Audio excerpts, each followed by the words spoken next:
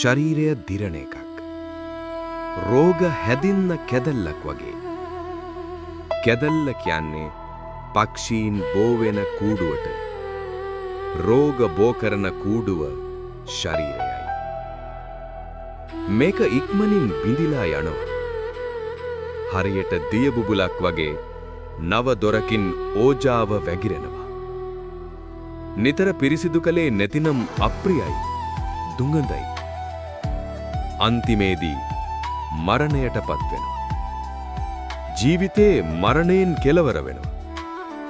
ධන බල, පිරිස් බල, තේජස් බල මුණතරම් මත් වෙලා හිටියත් මේ තත්වයට පත් වෙන්න ඕන. ඒක තමයි ඇත්ත.